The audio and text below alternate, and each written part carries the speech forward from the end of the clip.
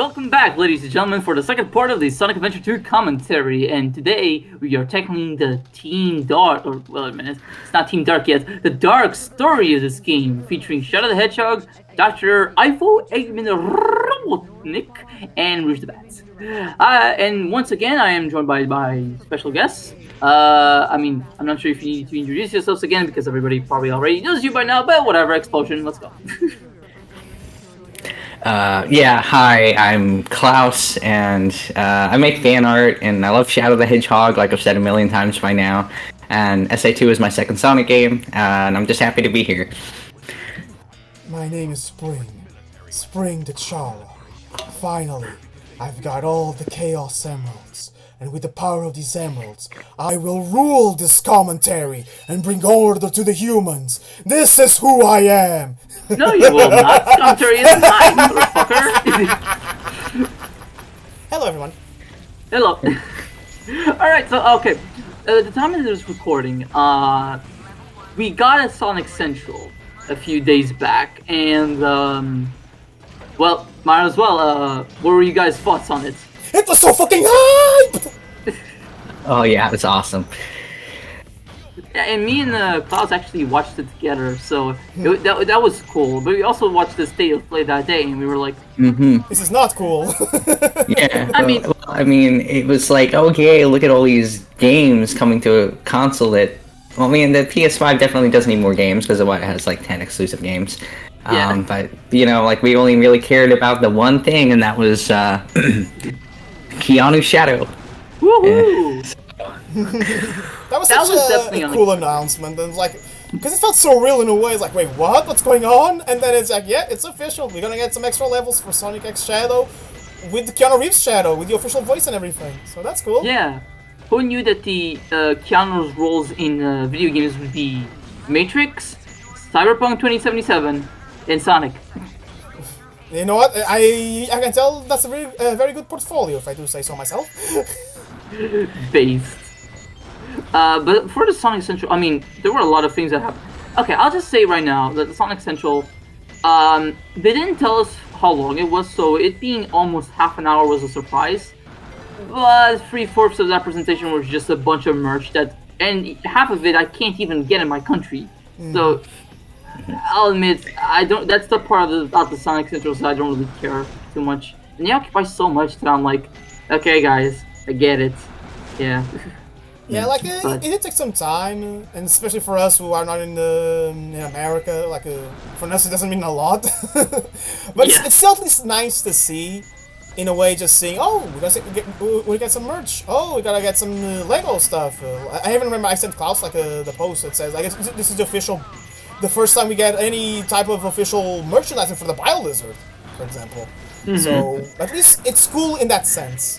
But it did take a while, and I did like the sketch with Lego Eggman, Lego Shadow, and Lego Sonic, but My favorite part of that skit was like, how dare you use my battle for entertainment? And then Izuka's just pointing the phone to the screen and saying, action-packed.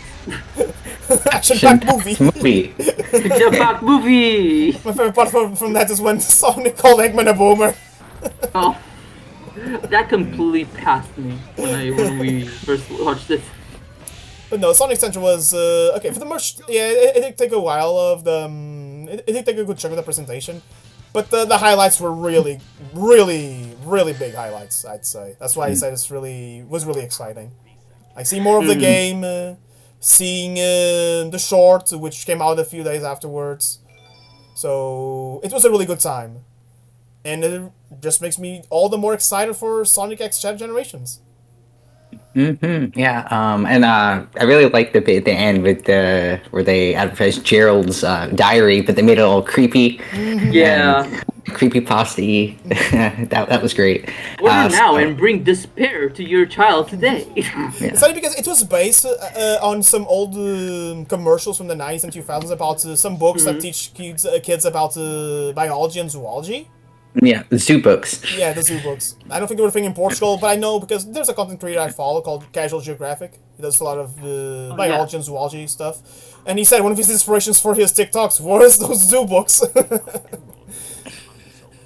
That's interesting. Yeah. But I'm like that made me want to like, maybe I'll actually pre-order the game now. Yeah, that's what actually made me want to pre-order the game. I was on the fence about getting the Steam version or the Switch version, but I do want to pre-order the Switch version just so I can get that diary. I got You still get the Legacy skin, so that's nice. I got the digital deluxe edition for the PS4. I don't get the book sadly, but I get at least all the other stuff. Yeah, I mean, digital deluxe, you get to it's play the him! game. Appearing for the first time ever. Oh There my he god, is. it's him. The ultimate life form. He puts hot sauce on everything, from Twinkies to milk, because he's the ultimate life form. My name is Shadow. Since you were so kind to release me, my master, I shall grant you one wish. What, is he a fucking genie? God, I hate. Okay, I don't really care about too much about Pro Jared, but I'm not a fan of that review. That like he made so many stupid fucking points. It just doesn't make sense. It's been a while since I saw that review, but again, it's kind of like I said last time, where there's a period where a lot of the Sonic stuff in the adventures came from being like the Holy Grail to being criticized and then memed, and it was kind of like on the same time frame where Pro Jared did a Sonic Adventure 2 review, if I remember correctly. Yeah. It was on that time frame. When he's not doing points that don't make any sense, he's just kind of like saying the same stuff that some Call Me Johnny said in his review, where the Sonic X Shadow stages are fun, the others are not. That's it. That's pretty much what the review boils down to. I mean, it could be like his own interpretation of things. I remember like a lot of his, but I just remember he said, "Oh, the reason why people really like this game is because of the Shower Garden. It's because people replay the Sonic and Shadow levels and don't replay the other ones." I'm like, that's weirdly specific, but sure, go ahead. That's actually how I usually replay these games. Is I beat them and then I do just replay the Sonic and Shadow levels, so I can farm rings. So I can farm rings and get animals, so I can take care of my Chow. Yes, I am part of the problem. So maybe Pro Jared was onto something. I mean, I will be honest. Maybe it's because I didn't play Adventure 2 as much as the other ones, but I remember that I did enjoy more than just the Sonic X Shadow stages. I did play Shao Kahn a decent chunk, but not as much as other people because I didn't get too invested in like creating Shao as much as others.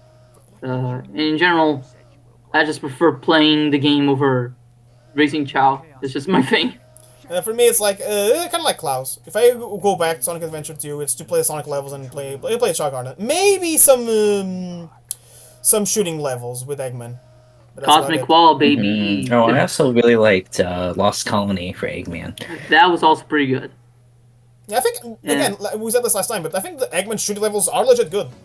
Yes, they are. Oh look, it's the same cutscene, but now it's mirrored. I wonder what that is. Mirrored? I think it's exactly the same. Wait, I always thought Knuckles on the other side. Oh, well.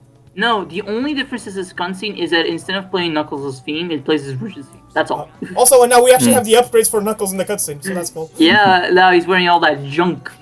Okay, you know what, guys? No more piss puzzle. Okay, guys. I know there's a character we're probably going to discuss in this playthrough, but you know what? I'm going to throw you guys a curveball. What are your thoughts about Rouge, the bat? Well, I actually don't have many thoughts about her. I find her interesting as a character. She's very reminiscent of a lot of other femme fatale, thief characters. I mean, she's not exactly femme fatale, but, you know, she's more of a thief. I guess because, you know, this game is still targeted at a more younger demographic, so I don't think they wouldn't pull a full-on Fujiko with her. But I wouldn't be surprised if Fujiko Mine from Lupin the Third was an inspiration for Rouge in some aspects. I mean, just look at their bodies, and you can immediately get the similarities. But besides that, I find Rouge to be a fine character. I like playing as her. I like her overall personality, and I think she really does add to Team Dark because she's kind of like the voice of reason between an edgy fucker and a guy who just wants to kill everything. And she's technically the leader. She's the leader. Yeah. She's the one who formed Team Dark, so. Yeah. But yeah, I mean, I always liked Rouge. I like her banter with Knuckles. I do like the music at her stages. I like her friendship with Shadow. And I like that we have another like strong female character who's like, yeah, she's she's sexy and she knows it, and she's like, she's very confident. But she's also a badass, and she can totally kick all her asses, Yeah. and I just and she's one of those characters who I think would have a lot of spin-off game potential because there's a lot you can do with that. Because you could, I mean, of course she has her treasure hunting, right? But she's a gun agent, so she could be going around the world doing missions for gun and doing stealth missions. So like you got Metal Gear Solid but with Rouge, okay? And so I feel like if Sonic Team wanted to branch out and do different game genres, they could, and Rouge would be a good candidate for that. Yeah, I mean, I think she's a cool character, and I like that we're seeing more of her recently in like the recent Sonic media, like in Sonic Prime. Mm-hmm. And Dream Team too. She was a playable character there. True. Yeah, like I was really surprised when she was one of the characters confirmed for Prime, but also I was also excited. For me, Rouge, I like her fine. Like I like her involvement in Team Dark. Like she's the one who created it. Like I said last time, I love her interactions with Knuckles. I think they are really fun and cute together. As a character herself, I like her. She has a good moments. She's definitely a lot cooler, a lot more like, oh, she owns the scene she's in. She knows what she is. She knows what she wants and just goes for it. I like the whole, oh, she's a gun agent, but also a treasure hunter. So it's kind of interesting to see like both sides. And I like in this game especially, is like you don't really know what's her ordeal exactly until like the later parts of the game. Like, oh, is she working with Eggman? Oh, is she actually working for Gun? Wait, is she actually doing this for herself? Like, I like that, like a bit of moral ambiguity, even if it is just in this game. Because in the other games, I think she's, for the most part, on the good guy's side. Yeah, I don't think we really hear her being a gun agent ever again after this game. Except 06. Yeah, 06. And I know we don't like this game, but I think Forces kind of also hints that in the episode Shadow. I don't remember that at all, actually. I completely forgot it. Yeah, the whole issue with Forces is that like the humans are like completely gone. Yeah. Yeah, which is completely nonsensical, but it was also around the time where it was like, oh no, there are two worlds, one's with humans and the other without, and I'm like, fuck that. Nah, that's just lame. I'm glad they retconned that, if it was ever confirmed in the first place. Oh, speaking of retcons, Team Dark's not a thing, guys. Good thing this new Shorts is proving that wrong. Which Team Dark is real. Team Dark is real! I think they might have immediately realized when people were, when they got the backlash after saying that, there's like, oh, we fucked up. We shouldn't have said that. Yeah, it's like, literally Team Dark is in Sonic Heroes. What the hell are you guys talking about? Like, I'll go even further. It's right there. Team Sonic Racing and Sonic Forces, they are still a trio. So, even in the modern games at the time, they were still a team. What the hell are they talking about? Team Dark is not real. I have no idea. But thankfully, yeah. Because I like that. Okay, for me, the best teams in Sonic Heroes, when it comes to story, is of course Chaotix. But I don't want to talk about them just yet. And then Team Dark. Team Dark because I liked interactions. Like you said, Rhino, we have Rouge as the voice of reason, probably the only one with a brain cell in the team. Yeah. We have Omega, a robot who wants to prove he's the best robot there is by killing every other single Eggman robot there is. Eggman's robots, says Tails. Eggman's robots must be eliminated. And then we have Shadow, which is Shadow the Hedgehog. It's a whole can of worms on by himself. But I like the interaction. I like to see Shadow as... He sees them more as allies. Even if it's not friends, at least allies. These two people that he knows he can trust. Even again, like in 06, when he says, oh, the world turns against you, I'll still fight it. And when he says that, he has Rouge and Omega right by his side. Yes. So I like that the team dynamic a lot. Yeah, that's the thing. I think maybe Shadow considering them friends can be ambiguous. But at least they're allies. Like, you can't remove that after World 60, you know? Yeah. So, yeah, I mean... It's just, we're now in a very odd position, but now it seems that they're definitely getting their shit back together. Especially, the first episode of Sonic X Shadow Generations came out this week at the time of recording. And what did you guys think about it? And you died right there. Yeah, right, I died, yeah. I couldn't edit that out without it looking weird, so, yeah. What do you guys think of that first episode? Well, surface level, the animation is absolutely gorgeous. I love the style of it. What little of a fight we got to see between Shadow and and Merle, or if it is a random giveaway, yeah, Merle. Very good fight choreography from what I can see. I like that we just get to see Shadow and Maria hanging out again. And I like that they drew attention to Maria's illness, like her, like collapsing and almost fainting, and that they actually, mentioned that, yeah, the reason why you're up here, up in space, Maria, is because the low gravity keeps your condition in remission. And I like that they, just having that as a reminder, especially for people who don't know Shadow, don't know Maria, and are just starting to learn who these characters are. I think it's very important that they bring this up. For Yeah, I sure. don't think that was even a plot point in Adventure 2, so I think it's the first time they're actually specifying why. Yeah. Yeah, mean, like yeah. I think I want to say it was mentioned in the instruction booklet somewhere because I remember reading it, but I don't.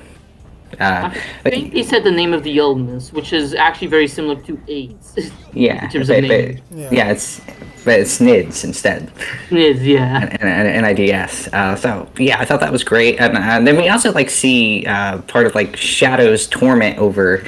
Yeah, he's the ultimate life form, and yeah, he was created to try to be a cure for Maria's disease and possibly other diseases, and he also feels like he's not good enough because they haven't cured Maria yet, and so we see that. Yeah, that really weighs heavily on him. So I always great to see more Professor Gerald and some really kind of creepy Gerald moments that mimic some of the scenes in SA2 that we're going to see later. And I like the shot at the end in the clouds where you can see it kind of looks like Black Doom, like you can see Black Doom's eyes in the clouds. Yeah, I love that shot in general, like the red sky with being lost, he lost in it, and then they showed something that was like, holy shit, which is the shot of Maria's shadow with the bullet piercing her heart. Yeah. Yeah. They are not Holy sugarcoating shit. it. They are not sugarcoating it. They're No. probably not gonna show, but they will for sure imply. Yeah, they never showed it in any games. I think the closest was Shadow the Hedgehog, but And even then, I remember Still. in the deleted scene, they showed in the previous, you actually see you hear the gunshot and you actually see a freeze frame of Maria falling, and you hear Shadow say, Maria! That's really the closest they ever got. And you actually showing Yeah. her getting shot. so that shot was kind of feels like the next step, because at the end of the day, considering the age ratings of Sonic games, I don't think they'll ever show the scene. It's just it's one of those. It's too dark. And to be honest, But- do we really need it? Let's be honest, do we really No, need it? I don't think No. so. Yeah. We know what happens. We don't need to see it. Yeah, we know. And I think showing it in a more abstract way, like they did in this episode, is probably for the best, honestly. And it just makes it feel more like a piece of art, even if it's haunting. It's beautiful in a weird way. No, that shot was just really incredible. It's the TMT Rise and Lego Monkey Kid behind the helm and the animation, and they always delivered. And so, when I knew they were behind the helm, I'm like, oh yeah, Shadow's gonna be done justice. And just as he was done. Bonk! Bonk. Should have put a bonk in there. I really enjoyed the short. I don't have anything else to add that you, Klein, or Klaus have said. I think they both nail out of the park. Love Shadow's characterization. The animation looked amazing. I love all the little callbacks and little scenes of him fighting Emerald, Black Doom appearing. I remember even people are saying that Black Doom, maybe more than we think he is. For example, people have said, oh, what if he's actually an Eldritch Abomination, and the form we see in Shadow the Hedgehog is just a vessel? What if he's more than that? What if he's one of those biblical accurate angels? Because of the shot Maybe. they've seen on the clouds of his eyes, people are thinking that, and I'm like, oh, that's going to be very interesting if that's the direction they're going through in Sonic X Shadow. Yeah, but it does remind me of in one of the Sonic X Shadow Generation trailers, we do see Black Doom in a new form, and he does actually look like a biblically accurate angel with all the eyes and the tentacles and the rings. I actually speculated with Klaus that form may be him trying to fuse with the Time Eater, or at least mimic the Time Eater in terms of powers and abilities. Speaking of Time Eater, I remember hearing a while back that Ian Flynn, for those who don't know, he's now the head writer of Sonic games. Eggman scratching his ass. Never gets it. Ian Flynn, he started writing his own fanfic stuff, and then he wrote the Archie comics. Then he started at least a few of the main issues of IDW comics. They go back and forth between writers in IDW, but he's a big Sonic fan, and his writing is either love it or hate it.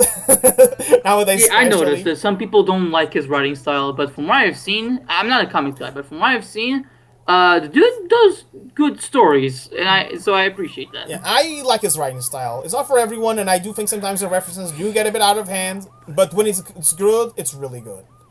And I think one of his theories was that I don't remember if I'm knowing all the details, but I think he theorized that the Time Meter was connected to Mephiles in some way. So Yeah. maybe, I think Black Doom's going to take center stage, and Mephiles is probably just going to be a figment of the past, just going back in and fighting Shadow. Yeah. I don't think We don't even know if he's gonna be voiced. I mean, Yeah. Metal Overlord is gonna be voiced, but we don't know about Mephiles. Yeah. Like, so if Mephiles does have a voice, I wonder who they're gonna get to voice him, because I don't know if they're gonna be able to get Dan Green back for that. It would be so Yeah. cool if they got I mean- Dan Green. But if they didn't get Jean Chamel as Black Doom, I think they're going to get someone else. I mean, we don't even know if that's Sean Chamel. That's the thing. Yeah, no, that's what I said. If they didn't get Jean Chamel, they're not going to get Dan Green. So Yeah. I don't know where I saw this, but so take this with a grain of salt or whatever. I heard Sean Chamel, he auditioned for Black Doom again, but he did not get the role supposedly. Oh, okay. Supposedly. Okay. Supposedly, okay. Then Yeah. we'll wait until the game comes out, because I don't think we'll get the answers until the game comes out. Yeah. October 22nd, 25th, 22nd. 25th, Yeah, 22nd. either way, whoever's doing Black Doom is gonna get their throat destroyed. Yeah. That person at all. Imagine doing this voice for God knows how long. Jesus That actually reminds me of how Jason Griffith, when he was voicing Sonic and Unleashed, actually had a bad throat during his recordings, and he had to scream as the werehog, and he Yeah. almost passed out. Like, I Holy don't shit. envy Jason Griffith doing those recordings, but still, like, his portrayal of Sonic and Unleashed is one of my favorites of his. So, Yes. props there. Me too. But, I mean, I'm biased. Yes, you guys all know. Yeah, know- yes, you know- Unleashed you know, is a favorite game. You know, if I'm going to be honest, for me, just Ryan Drummer's best performance isn't Heroes. Probably biased, like you. Jason Oh. Griffith is Unleashed, and Roger Craig Smith, oddly enough, Sonic Boom. His deeper yeah, voice in Frontiers is taking me a while to get used to. It's a good voice, but it's way too deep, and I'm like, I'm not used to this voice for Sonic. Yeah, like when I first played Colors, so I hadn't paid attention to Sonic for a few years, and I didn't realize that they had gotten new voice actors. So when I heard Roger as Sonic, I was shook. It's like, what? That's not Sonic? What have they done to you? Thing is, I don't mind his voice in Colors, actually. I don't mind. The dialogue is... Big was there on that flying aircraft. Oh, was he? He I didn't was there, I notice. noticed. I got him. Oh, God. Like I said, I didn't mind the voice itself. In Sonic Colors, I didn't mind. The dialogue's another story. Yep. That dialogue is, No copyright law in the universe is gonna stop me! Should we do a Colors commentary? Nah, I mean, I like the game, but, nah. I don't think I'll do it anytime. I don't like the game, so if you were, please don't invite me. Okay, time to invite Klaus. To go back to the But Sonic... okay, I probably won't do it anytime soon. To go back to the Sonic X Shadow short, another thing I noticed that a lot of people also point out is Maria's characterization. How she's a little bit more than just the sweet, innocent girl that sadly gets shot. They show a bit more of the... I don't want to say mischievous, but more of the playful side of her. And that actually reminded me of some scenes in Shadow the Hedgehog's Lost Impact, one of the most notorious levels in that game. Oh, no. I still think the Doom is the worst one, but Lost Impact is close. But I remember in that specific level, because the first time I played it, I spent the whole 2 hours, I think, probably, because I started sometimes, like, looking for all the artificial chaos, because I went to do the hero mission. I remember there's some lines of Maria where she actually talks about the arcs, like, oh, isn't this place huge? Even I get lost here sometimes. Or like, I don't know the line verbatim, but I know she says something like, even though the artificial chaos are dangerous, don't you think they look kind of cute? Mm-hmm. So I like they are bringing this more subtle element from Maria back, even if it's just for a few seconds, for a few seconds in the short. Yes, because I don't think you can expand Maria's character that much without, like, delving into some backstory, which is not necessary. I mean, everything's been told to us about Maria. So The only thing what I else do you need to add? wish, the only thing I wish we would see, but probably we won't, is just what does Eggman think of Maria? Like, what's the connection between those two? Was Eggman even born when Maria was around? Was he born after? Because I know he values his grandfather a lot, but again, I don't remember if he ever said anything about Maria. Did he mention something in one of his egg memos in Frontiers? I don't remember. It's been a while. I watched a video on the Sonic channel the other day, and it was basically like a video recapping Shadow, and it was Eggman narrating it, right? Ah, yeah, and that video. Eggman introduced Maria, and he's like, yeah, I never met her, but knowing about her death and how she died still pains me. So yeah, he didn't know her, but he still saw her as a valued family member. Okay. Yeah. So it's possible that, considering he never met her, I mean, at least he was either younger than Maria or he was only born after Maria's death. Yeah. Maybe he saw pictures of her and realized, oh, I have a cousin. What happened to her? And maybe the parents explained, oh, she's no longer with us, and now maybe always he wondered how she was, and like I never met her because I know some stories in real life that are like this. We have one similar in the family, but I won't really delve too much into it. I mean, especially since Eggman, of course, he looks up to his grandfather, Professor Gerald. He idolizes him and his science and creation. So, and the fact that Gerald was spending so much time with Maria, well, mostly because he had to because he was trying to develop a cure for her condition. Maybe part of Eggman is a little bit jealous that he didn't get to spend as much time with his grandfather, and that Maria got to spend all that time with him. That would be an interesting angle. Yeah. That would be an interesting angle. Yeah. Yeah. Maybe could develop Eggman's tendency to want to conquer the world or something like that. I don't know. I mean, I'm not sure if they'll ever develop a backstory for him. I mean, I don't really think he needs one. Yeah, that's the thing. Is yeah. No, I don't think it's necessary. And again, IDW once again showed one of the characters, Starline. He's an Eggman fanboy. He even asked him, "But Doctor, why do you want to do theme parks?" His answer was literally, "Because I like theme parks." And you know what? That's all you need. And then he even explains, "Oh, if I want to conquer the world in a more spectacular fashion and make it in a theme park, I'll do it as I please." It's just Pretty much. Yeah. Honestly, you don't need much. That's him. He's just someone who has a huge ego and wants to conquer the world in his own image, and that's it. Yep. Yeah, if Eggman built a theme park near you guys' houses, would you go visit? I would buy a Metal Sonic merch and Sage merch. I would be careful because it kind of depends if the attractions are as unfinished as Astro Coaster. I don't want to die. I want to live.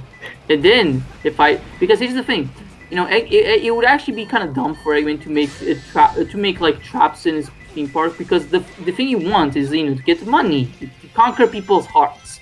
So you make your attractions really good so that people keep coming back. That's how you get them. With capitalism. Yeah, Eggman has to be like Disney. Exactly. Now he has to make his own version of the House of Terror. Ow. Ow. Eggman makes his own version of It's a Small World After All. It's an Eggman world after all. I don't even know what that is. It's a ride in Disney World where it's all the countries, not all the countries, sorry, all the continents represented by tiny little dolls, and they sing the song, "It's a small world after all." Yeah, I didn't know that. You take a little boat ride through. It's all in a tunnel type thing, right? Yeah. You take a little boat ride through it, and it's before- very slow. Yeah, and before you think, no, Rhino, no Portuguese representation. Well, why did he? I mean, I didn't even think of that because, well, the Americans don't care about us. No, but when I went there in Florida, Right here. I care about you, Rhino. No. Aw. Thank you. but when I went there, I did say once something because they have a torero, and that's the Spanish representation. Because of course, if you want to represent Spain, you always put a torero. Yeah. Matador. And there's a castle behind him, and then I turned to my girlfriend and I was like, "You know what? That's Portugal. That castle is Portugal.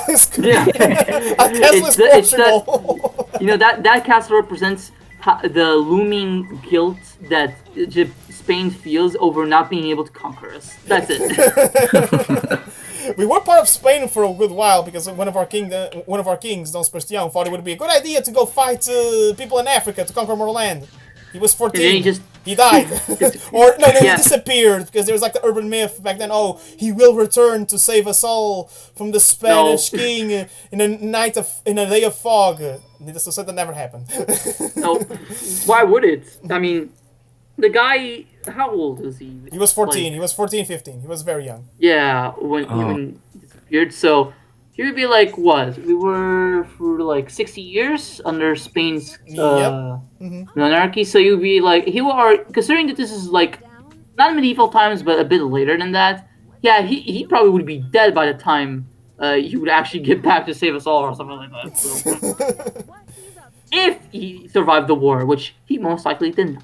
Yeah. But it's good room for books and inspirations.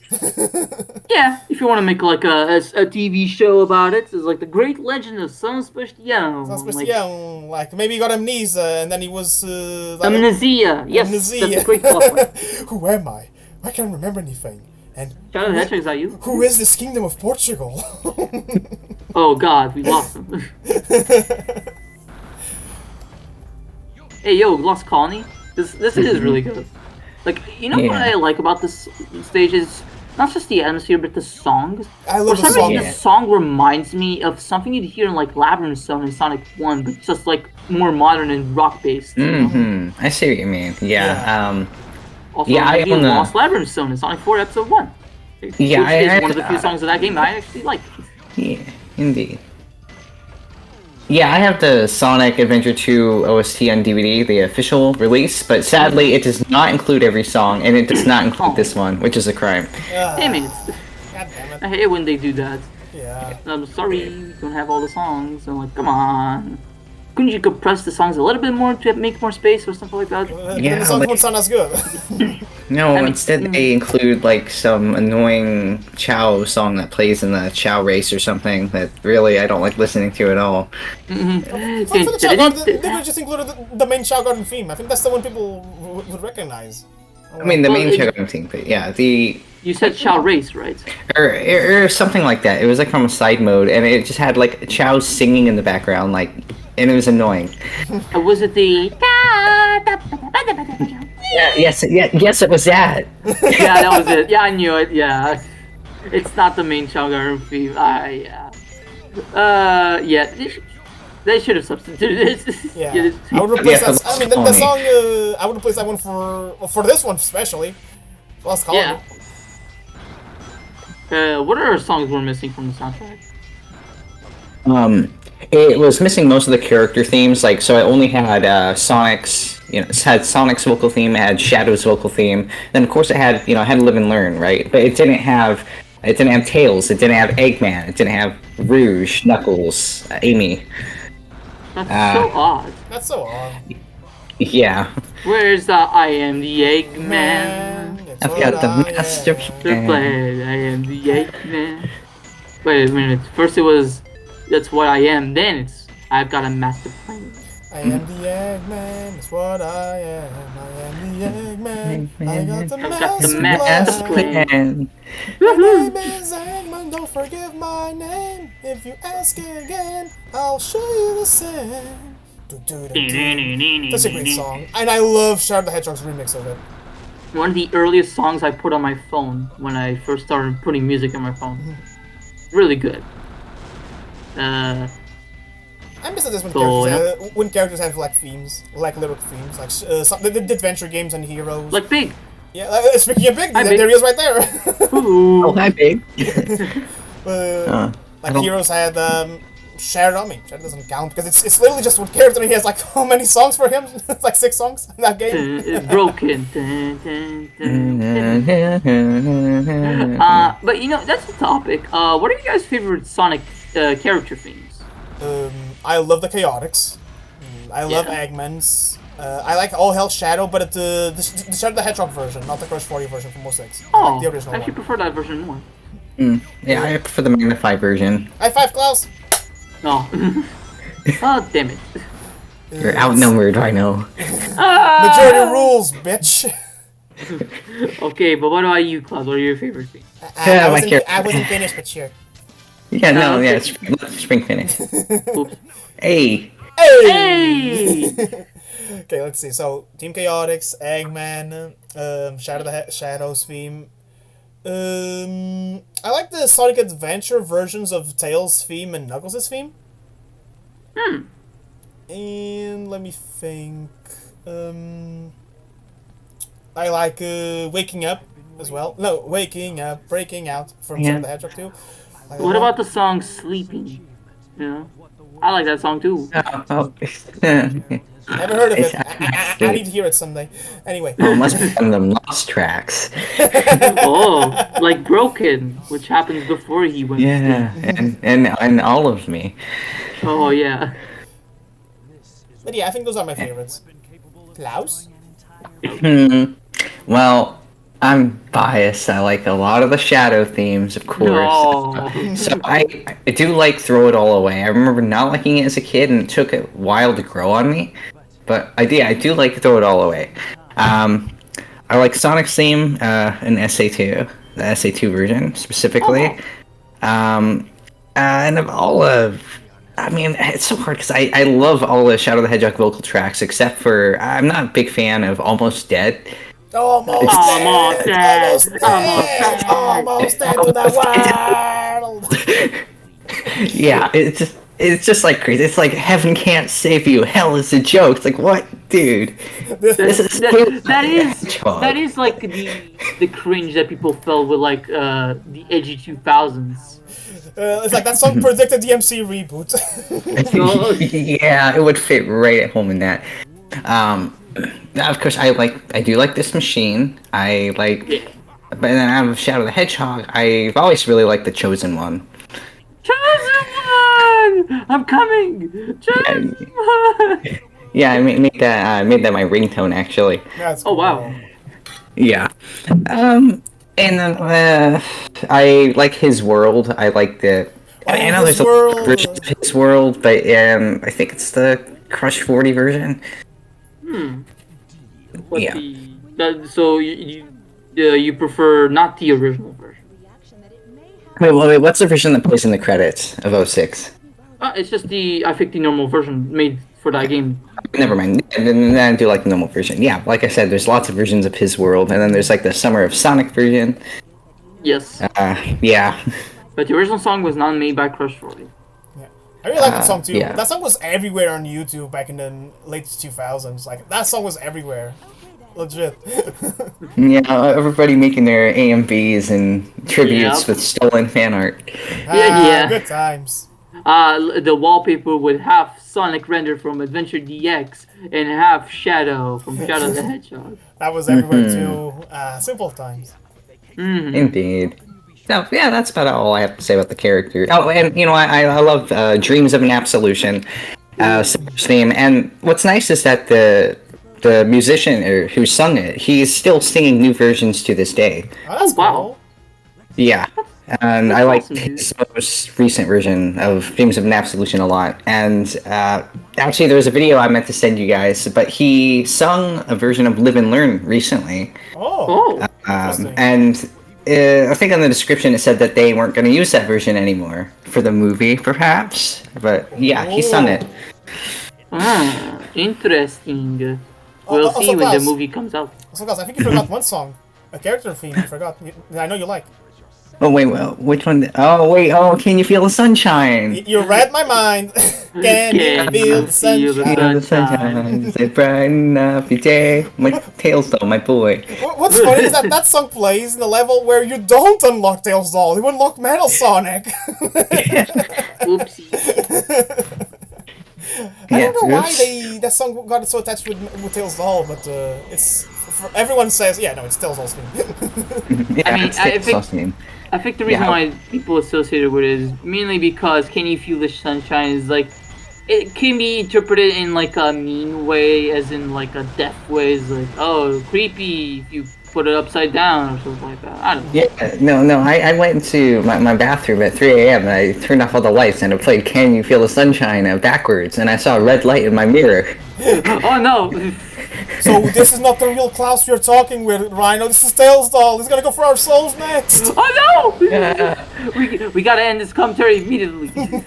No, we have to have an epic Final Fantasy style battle with him. Let's go. Yeah, the third brother, Falcon Punch. Yeah. So, what about you right now? What's your favorite vocal themes? Well, I have his world, the original version. Absolutely, I really like that one, and of course, because I'm the biased of all biases. Sonic Endless Possibility from Sonic Unleashed. Is that a character theme or is this an Unleashed theme? That's something I never understood in some games. For example, would you I consider think Night of the main Wind? theme of the game, for example, would you consider Night of the Wind a Sonic theme or it's the theme of the game? I think it could also be the theme of the game. That's the thing. I don't think because they don't really specify it. You could interpret it however you want. But I always consider them like main. But I guess another character. So his world would also kind of be something similar. Now that I think about it. Another character theme that I really like is Broken. I've actually been listening to it a little bit more recently. I'm like, you know what? I actually really like this song. Too bad it wasn't used, but hey, they tried their best. You know, what if it was like it played right after Vector said, "Don't go there." Yeah. No. Actually, Ryan, what if any of the lost songs actually came back in Sonic X Shadow in some capacity? That would be kind of cool, but Shadow the Hedgehog soundtrack is also one of those that I'm kind of mixed on because there's songs I really like and there's songs I just can't remember for the life of me. For me, I really like that soundtrack. It's one of my favorites for sure. Yeah. You know something I actually realized about that? Sorry, Ryan, I'll let you get back to your point about your favorite themes. I don't have many more. Okay. Go ahead. You notice how, even though there's definitely a lot of Shadow the Hedgehog elements in Sonic X Shadow, Shadow the Hedgehog the game, but there's no levels so far. There's no levels. Yeah. There's no levels from Shadow the Hedgehog. There's no Estopolis. I mean, we have Arc, but it's more based on the Sonic Adventure 2 counterparts. Sonic Adventure 2, yeah. Yeah, we have levels from Forces and Frontiers, which Frontiers really surprised me. So, but no level from Shadow the Hedgehog. Part of me feels like, even though I personally consider Shadow the Hedgehog a mainline title, they may not consider Shadow the Hedgehog a mainline title, and they're only including levels from mainline titles. But I'm not sure. I'm not sure.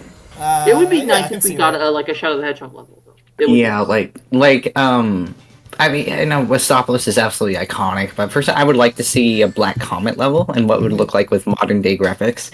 That could be easily the last level of the campaign if they're not going in order of game releases. If they just go like whatever the heck the first level is, that could be a really cool like last level as we kind of fight Black Doom. Imagine that level in HD with better textures. Like that would legitimately look good. Yeah, it looks so cool, like with all the purple, all the purple goop everywhere. Oh look, guys, it's Shed Amy's born. Oh, there you go, Shadow X Amy. Confirmed. Amy's eyes looked really weird there for a minute. And Shadow's enjoying. Look at him, he's smiling. Shadow's looking comfortable. He's like, oh, okay. Okay then. I enjoyed this because Shadow doesn't say anything. He's just like, oh, okay. You know what? Okay, let's actually use this. Also, one of the rare times we actually see Eggman put his goggles on, like the things on his head, on his forehead, like actually puts on his eyes. He does look weird without the goggles on because you see all that balls. Oh, that makes his head look like a shiny egg. So that's why he's the egg man. Oh my god, you just solved the riddle. It's not like his body looks like an egg or anything, you know. You know, he's two eggs. He's two eggs. I am the two eggs. I am the two eggs. That's what I am. I am the two eggs. To interpret that good scene omelette. of Amy hugging Shadow. What if Shadow was having a flashback of Maria? When Amy hugged her? That's possible, yeah. That's why he didn't seem upset. It's like, for a brief moment, it's like, oh, you remembered Maria. But then he looked at her and it's like, that's wait. That's kind of like the foreshadowing when you think about it. Yeah. Oh, I hate this level! I hate this level, actually. Doctor, tell me when. You know exactly what I'm going to call this, right, Rhino? Yes, I know. Go ahead. No, he said 15 minutes! 15 minutes! Oh, we gotta speedrun this, Spring. Yeah, wait a minute. Doesn't Rouge go work for Gun? Why is she doing all this? Because she's playing. I mean, that was kind of like the dumb question that Johnny does, like because she's playing the role that she's on their side. What? Yeah, like, also that kind of would defeat, losing a level in the game. Sometimes, sometimes the answers are not that deep. Yeah. And even besides if she wasn't working for Gun or both sides or whatever, I mean, she just likes treasure hunting for the thrill of it. She just likes collecting gems. She would just do this on her own because she feels like it. Yeah. Fujiko? Again, more Fujiko. And it's funny because the character who got voiced by Fujiko's VA was Cream, not Rouge. Yeah, which is so funny. Michelle Ruff is like, I'll voice Cream. Is like, huh? What? What? Here's me completely missing with the emerald. Oh. Yeah, Oh, me know, being a right dumbass, there. like, where is it? Where is it? Where is it? Where is it? And then, like, where is it? Nah, this is. I hate this. Again. And here's exhibit number 2. I don't like the treasure hunting levels of Sonic Adventure 2. It's this fucking level.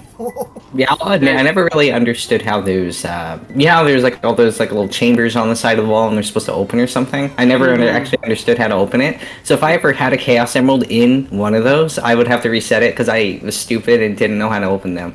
Do you know how to open them now, or do you want me to? I don't know. Can you tell me? Teach us, Sensei So Rhino, you know teach us. you know how you can go up to level to the thing on the top floor of the level where I'm going right now, but actually.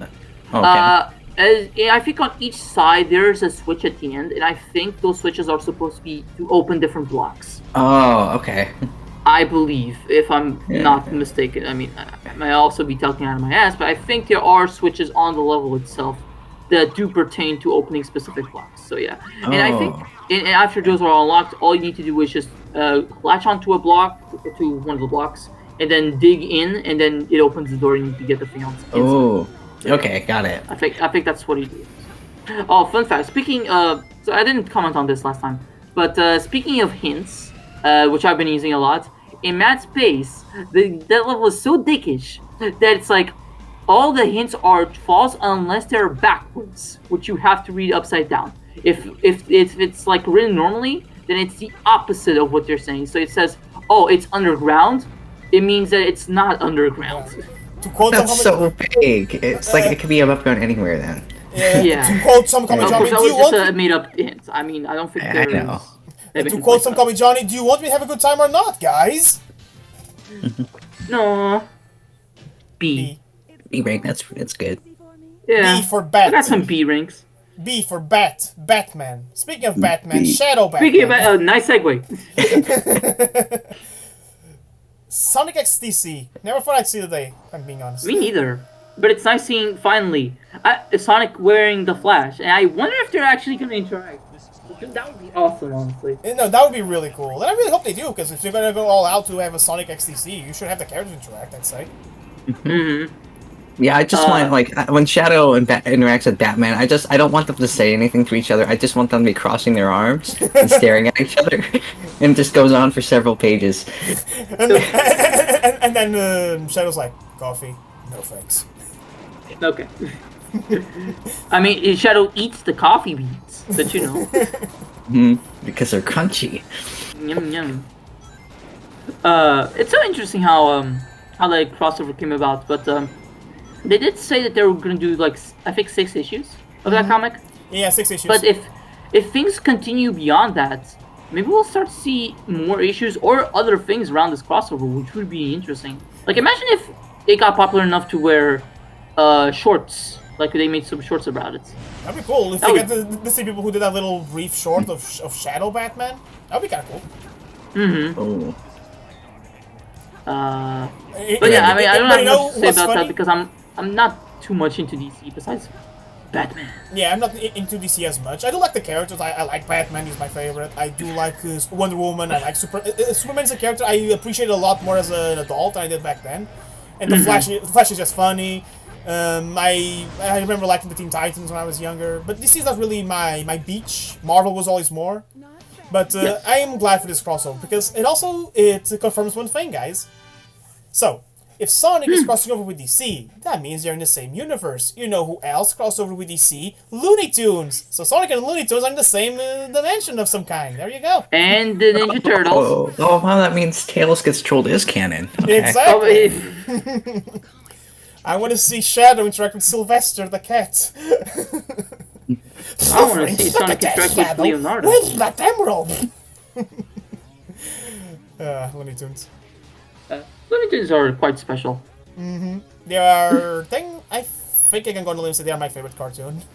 Still, like more than almost 100 years, they still are fun to this day. Like the old ones, the golden age of Looney Tunes, they are still fun to this day. Yeah, did you ever watch I think it was the Looney Tunes show Spring? That came out like mid-2000s. I watched a few episodes. I liked it. I can see why people don't like it as much, but I also appreciate nowadays that it was doing its own thing. I guess that should be at least commendable for it. So. I like that it was kind of like a slice of life in a way. Yeah, it's more like a sitcom than a necessarily wacky cartoon. Which again, if you're wanting a wacky cartoon from these characters, which to be fair, that's their style, I guess you could see, oh yeah, this is not as fun. But I thought it was fun in a different way. No, I didn't also, like... Lola was batshit insane, that show. Yeah, like, I didn't like all the character interpretations. For example, one that I see a lot of people comment, and I agree, is I don't like what they did with Taz, the Tasmanian Devil. They made him just like a pet, and I'm like, no, he has so much potential. He had his own cartoon show, for crying out loud, and he was a main character, so he's more than that. For example, there was one brief short, like back in the Flash days, where they made Taz like an operating, like a helper of a call center. I'm like, that's perfect. That's a great way to put him in modern day. So make him a pet was kind of disappointing. But besides that, I liked what I saw from that show. I don't have much to say about it besides that. So, yeah. I like Looney Tunes, can you tell? He left like a cheetah. And for fun fact, never forget the Floghorn Leghorn memes that returned this year boy, for some reason. I said, boy, what are you doing playing some Sonic Adventure 2? Sonic Adventure Boy, 1 I is say, clearly boy, better. you think you want to kill all the humanity, but boy, I say, Maria said, look at me, boy. Maria said the opposite, boy. That boy's bar sharp as a bowling ball. Yeah, if instead of Amy, it's just Longhorn. Wait. Gal Claudio, call his Brazilian name, it's easier. Gal Claudio. Popcorn Langhorn. Sorry, what? Gal Claudio, that's his Brazilian name. Much easier to say. Claudio. Yeah, Brazilians adapt names a lot, while we Portuguese, we're just like, nah, your original name is fine. Yeah, I think the only name we adapted was Sylvester. We call him Silvestre. I think that's the only name we adapted. That's so similar. Yeah, like Sylvester. Sylvester. Being laughing like a cheetah. I'll always quote that because, like, once you introduced me to the fact that some Looney Tunes Portuguese does actually mention like locations, I'm like, I just like to give some perspective on non-Portuguese speakers and for you too, Klaus. In the Portuguese dub of Looney Tunes that they did in the late 90s, early 2000s for like VHS and DVD releases of the Looney Tunes, which I think were one of the first times that the Looney Tunes were officially dubbed in Portuguese. We had some bootleg versions, or they were either subbed in the original English version or Brazilian. I think during the VHS era, that's when they released the episodes on dubbed. And every time there's like a reference to like a place in America or a famous actor, they localize it for a place in Portugal. For example, there's a short where Bugs Bunny is looking after a penguin, and he's like, New Orleans. I think I'm gonna stay here for like the monorail or something like that. In the Portuguese dub, he says, Avenida de Liberdade. Oh, Liberty Avenue from Lisbon. I'm gonna stay here for St. Anthony. I see. It's like they adapt. For example, they reference a lot a place in Lisbon that Reiner really knows. It's called Vila Franca Chira. They reference that place all the time. Like even one of the dubbers even said, "Oh, because that's the Portuguese equivalent of Albuquerque." Which is funny. Portuguese Walter White there too, Rhino. Walter Branco. There you go. That's his name. Also, Sonic X Shadow. Yeah. Yeah. No. It's Shadow X Sonic. Oh, what the fuck?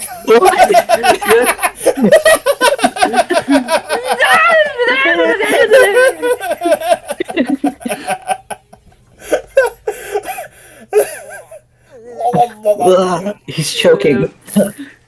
But Done. You just skipped the ball. We didn't need to see it again. Okay, that was funny. Claps. I tip my hat to you, Rhino. That was funny. Close Yeah. up. Close up! Pretend he said nose up. Eggman bomb! No, boom boom! Eggman boom bomb. boom! Well, it's actually bomb because it's not. It's only 1-0. So you're actually right. Ba-bomb. Ah, Lamp oil. Rope?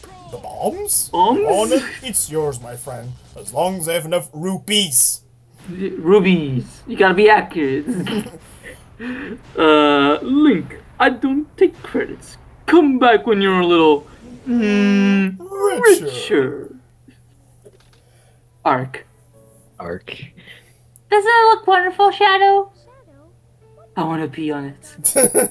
I just want to piss on it. Find a nice rock, and you know. What were we talking about again? We were talking about Looney Tunes. Yes, the Looney the Tunes. The Looney Tunes. Yeah, I was always more of a Tom and Jerry guy. Oh, I love Tom and Jerry too. Tom and Jerry's good. Tom and Jerry's good. It's just like Looney Tunes. Maybe 70 years old, they are still funny to stay. Like, even if you know the punchline, they are still funny.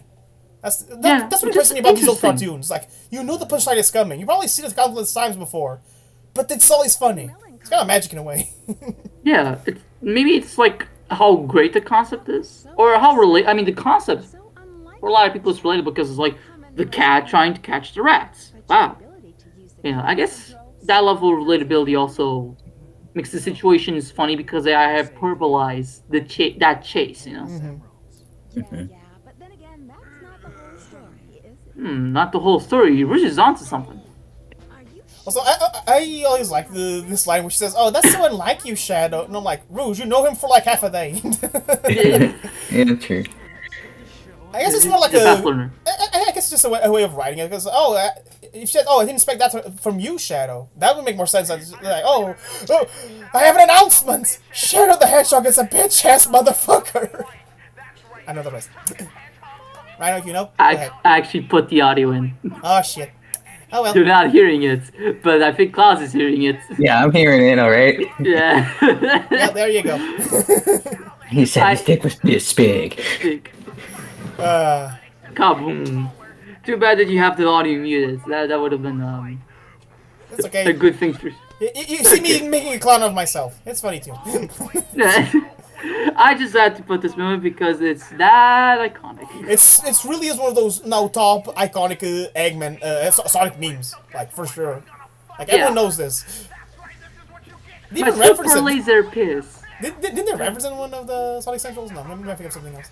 I'm not sure, but they actually brought back that the moon was blown up in the recent Sonic Shadow short. Yeah, we aren't seeing the other side of the moon. That's whole. We're seeing.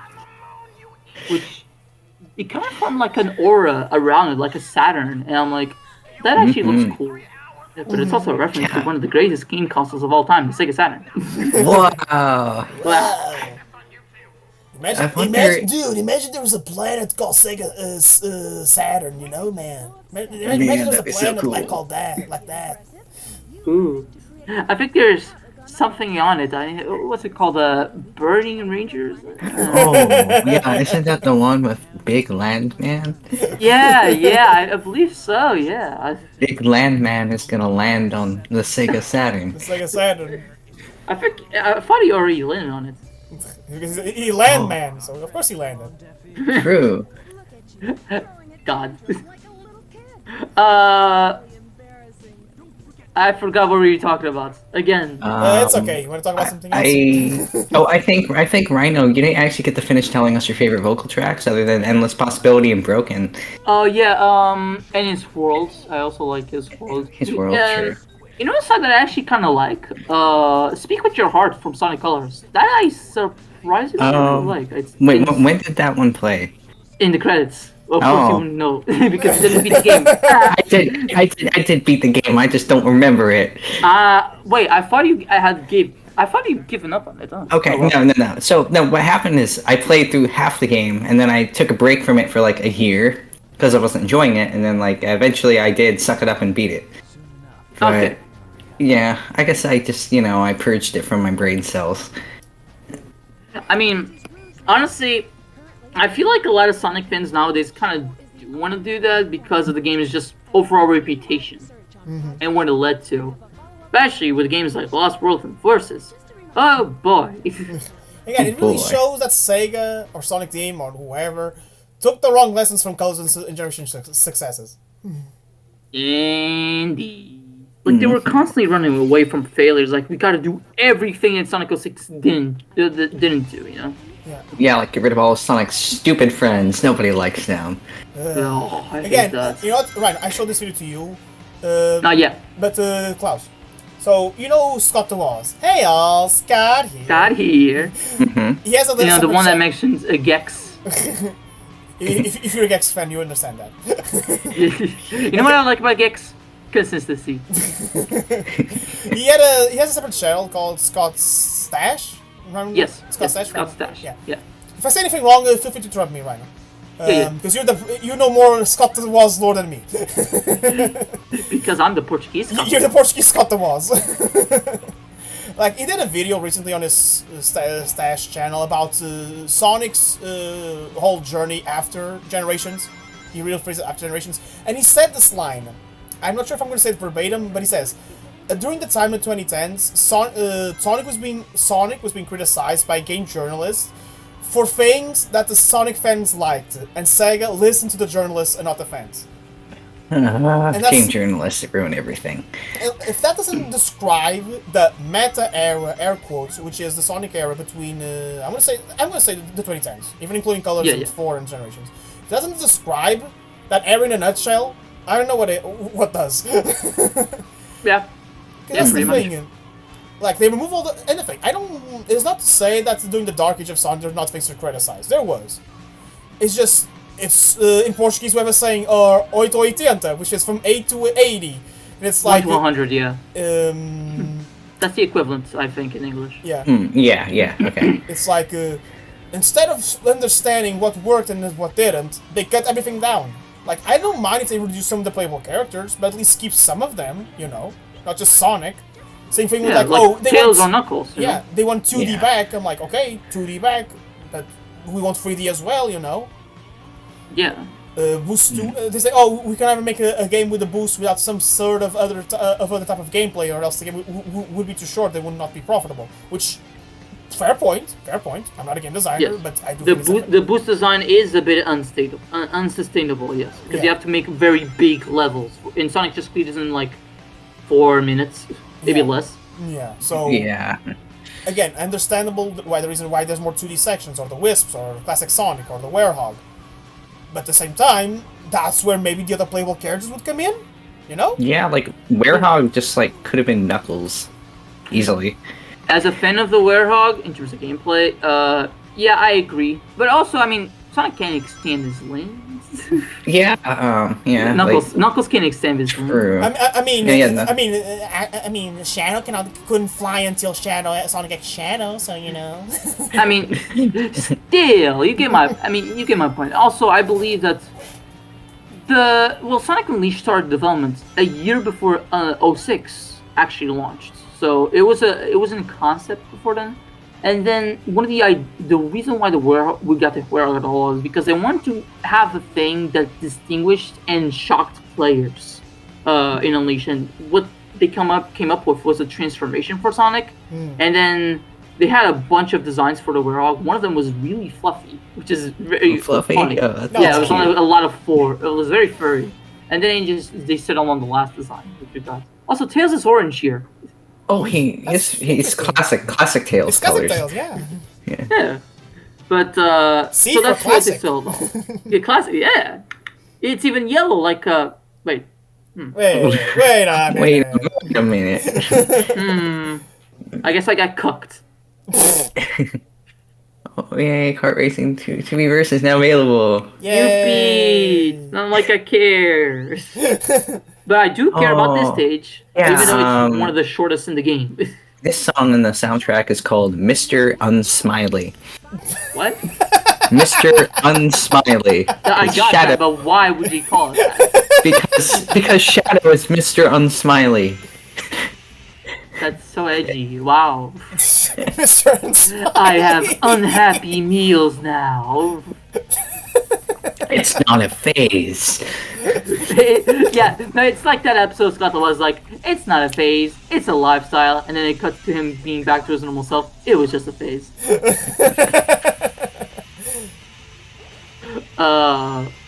It's so funny how they reuse the Pumpkin Hill assets for a shadow level. It's because you don't only see this type of aesthetic in Sonic games. Like the No. more deserty areas, like because I remember like the desert area that I always think of for Sonic is that level in Sonic Rivals 2, and now also the one in Mania. Mirage Saloon, Yeah. with a train, which is weirdly enough an odd connection that Sonic now has with Bubsy, because Bubsy also had a level with a train. Oh. Remember back in Yeah. the Sonic Sonic Forces when people were speculating about the third character, and some people said it was Bubsy. Yeah, Bubsy. I knew it. I mean, you could technically create Bubsy, kind of, maybe. Yeah. Yeah. That can possibly go wrong. Everything can go wrong. That Bobcat's still getting new games, by the way. Wait, what? That Bobcat, Bubsy, is still getting new games, by the way. Kind of. The last game he got was like Balls of Fire in like 2019, and he's getting a collection soon. But besides that, he hasn't been getting anything new. So I fact wonder he's if the getting- sales were just not there. The fact he's getting something at all is what surprises me. Yeah. But the thing He's about just got them loyal fans. Yeah, but the thing about that collection is that it seems like it's gonna contain most games, but not the. But at least from what I understand, it may not contain the Atari Jaguar game, and I'm like, well, I know that's the worst one, but still. Wait, You is that gotta Bubsy archive all of 3D them. and not that one? Yeah. There's one. God damn it, limited run. Be like them selling Devil May Cry HD collection and not putting 2 in it. No. Yeah. It's like, no, That's- they sell Devil May Cry HD, they don't put 2, they put the reboot instead. Well, that's a much better deal then, actually. Yeah, but again, I'm all for getting as many games as possible, which is why I don't want to see games being left behind. I don't. Even if it's like some people ask me, like, for example, I remember once thinking of like a Sonic Advance collection for all the Game Boy Advance games, like the Advance 1, 2, 3, Battle, and Pinball Party. And some people would say, why that one? Why would you bring that over when it has nothing special? Like, why should it be special? Like, I think it being there is just, as we say in Portuguese, uma mais-valia, you know? Like, it's a nice little addition. Yes. Which is why I'm also kind of disappointed that the Sonic Origins collection, like, okay, they have the 4 main games in widescreen, which is great. And then they have the 12 Game Gear games, which are okay. At least they have save states and stuff like that. But nothing else. They don't have 3+, they don't have Knuckles Chaotix, they don't have any other thing that could really make this the ultimate classic Sonic collection. And I get the feeling that maybe for something like Knuckles Chaotix, they would be pressured to be like, oh, they gotta put it in widescreen too, which would definitely take a lot Also, of Sonic work. doesn't have any pupils. That Oh, Yeah. creepy. He's being possessed. I'm by a staring ghost. into the darkness. And the darkness is staring back! Terria! Yeah! Here it goes. Bong. But they missed the opportunity. But the thing is that I'd rather have those games in like as they are than nothing at all.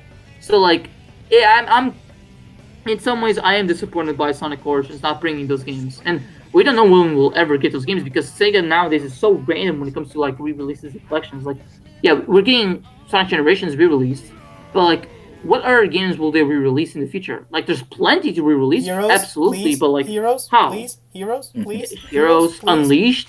I mean, Unleashed, Unleashed, I'd please. rather they just port it and just do some quality of life changes. That's all. I mean, I wouldn't mind that because in the original hardware, in the Xbox 360 and PS3, Unleashed sometimes has problems running. So if modern hardware, where they actually couldn't make the game run smoothly, I'm all for They it. can. They actually can because the game was actually in the backwards compatibility program for the Xbox One and Series X. And on Xbox One and Series X especially, the game runs at a smooth, buttery 60 frames per second. Which Can we makes get it that look for the weird other sometimes, consoles, but please? yeah. Can we get that for the other consoles, please, Sega? Come on. Yeah, absolutely. I love that. Even if it's like just 30 frames per second on the Switch, or maybe they could do it 60 frames per second on the Switch too, whatever. Yeah, I love that. The only thing I'd propose them adding is an easy difficulty because the game is not newcomer friendly at all.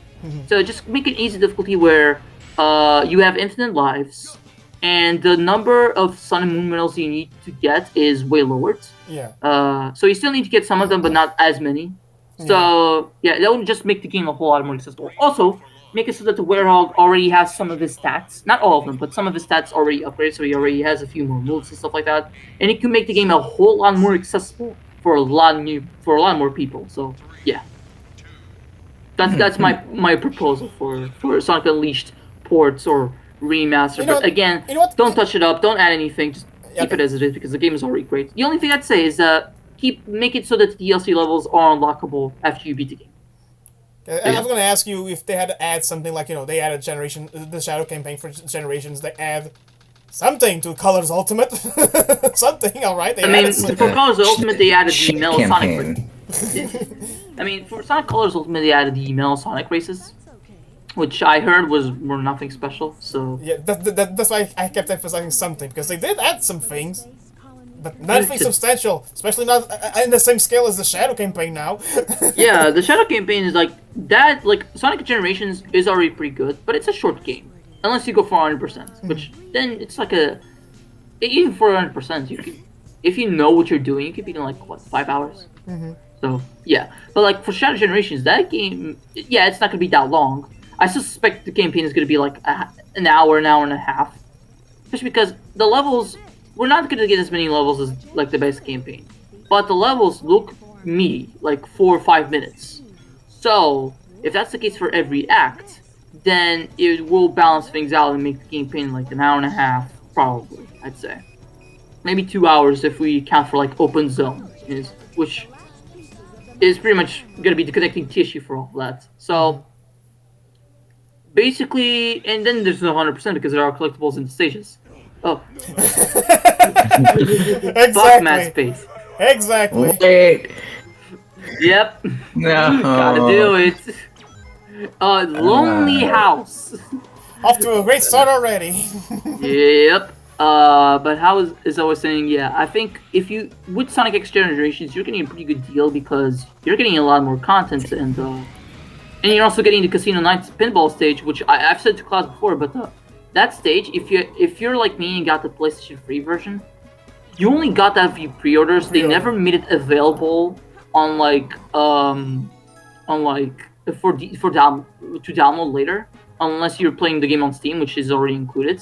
So yeah, you can now play that stage on consoles without worrying about like pre-ordering or downloading or anything like that. Which is really cool, because again, it's a small bonus, nothing substantial, but it's still part of the game. It's still a nice homage to Casino Park and other pinball Sonic levels, and the Casino Night remix is, so it's nice to. The only thing the remaster is not included, is the Sonic 1 ports that you could unlock, which makes sense. And also, let's be honest, it's not necessary. It was fun back then as like a little homage. Nowadays, it's not necessary, I'd say. Personally speaking. I even remember like the emulation was pretty basic. Like there was no save states, there was no rewind, so there was nothing. So the only thing I kind of wish they did, but they're not gonna do it. I do know this. I wish they brought back some of the generation 3DS levels. Like that would be a good, before we knew about the whole Shadow campaign, I thought that would be a nice little addition to make this the Ultimate Sonic Generations package. Now I don't. We're not getting that, and to be honest, I'd rather have the Shadow campaign as fulfilled as it is than the 3DS levels. Yeah, I mean the 3DS levels would be a nice addition, but I'm not sure if they would even port them. I'm not sure what kind of engine the 3DS version runs on. Yeah, like, it could be fun if they made them from scratch. That would be good for DLC. But I doubt they'll even touch that. I think after this game is released, they're not gonna do anything else. And to be honest, that's fine. Honestly. Yeah, that's fine, but it's also like Generations out of all the games was one of those that people really wanted extra DLCs levels to represent other stages in other Sonic games. Like imagine if we did get like a Westopolis stage for Shadow the Hedgehog, or if we got something from Free Blast, like Sonic CD. Rusty Ruins, because I love that song so much. Sonic CD, even though I don't like Sonic CD. Sonic CD, CD didn't have any levels besides the one you seen in the Metal Sonic boss fight. So yes, Sonic CD, Speedway. I wouldn't say no to a Sonic CD level, I'm being honest. Yeah. So, but they're probably not gonna do it, even though they I feel like they should. They should, but and again, the Shadow deal, I think the Shadow package that we're gonna get, which again could not be anything more than 1 hour, like you said. It's more than enough to, okay, you know what, we have a good meaty package here. We have Sonic Generations on itself, which is a great game. And now we have the Shadow package, which again, it did something I really wanted. I remember even said, oh, another thing I wanted was, what if Frontiers, and to a lesser extent Forces, it got levels? And we are getting that, in the way I was not expecting, but we're getting that. We get some Frontiers and Forces content in the Shadow campaign. Mm-hmm. And they're actually making a good Sunset Heights level. Yippee! Now if you think about it, the only game that's not being represented is Lost World. Yeah, I mean, Shadow wasn't in that, but it's also like... I mean, Shadow was not in Frontiers either, so... Yeah, I mean, if Lost World was had a level in Generations, what stage would it be? Not Windy Hill, please. No, fuck that. Let's see. I vote for Silent Forest. I know, not that one. Why not? Sure. Yeah. Or maybe Tropical Jungle. No, wait, Tropical Jungle. Yeah, because that one has the fruits that is melted, and he just makes like juice that you can just ride on. That was actually kind of cool. Yeah. Yep, that's part of the level. Like, Sonic Lost World is very, very wacky. Mm-hmm. The wacky game, just like Mario, guys! Which, again, it's so... Looking at Sonic Lost World, it was after Generations. In Generations, they clearly had a formula that worked. Why go for something completely different that they're never going to touch again? Now watch me actually, the next game they're going to remaster Sonic Lost World. I mean, that game is... You know, the funny thing about Lost World is that, okay, I wouldn't be opposed to a remaster, but it's also like, that game actually got re-released on PC 2 years after it came out. Mm-hmm. Now, if it got re-released, I don't know. The only thing I want for the remaster is just bring back the Yoshi and Zelda levels for the Switch version, or Switch 2 version. And the Knights level, because I couldn't access the Knights level, unfortunately. Nice level for everyone, come on. Yeah. Because that's on the PC version, but I couldn't access it on the Wii U because it's like a pre-order shit. Yeah. So, Also, Knuckles is just kind of stuck there. Oh no! Oh no! Oh no! Oh no! Oh no! Oh, he is, yeah. So this is the power of the Naomi.